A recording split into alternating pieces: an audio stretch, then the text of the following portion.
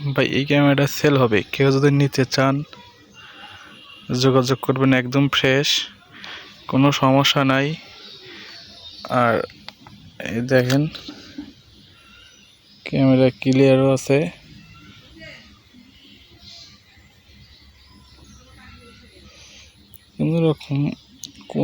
কোনো প্রবলেম নাই।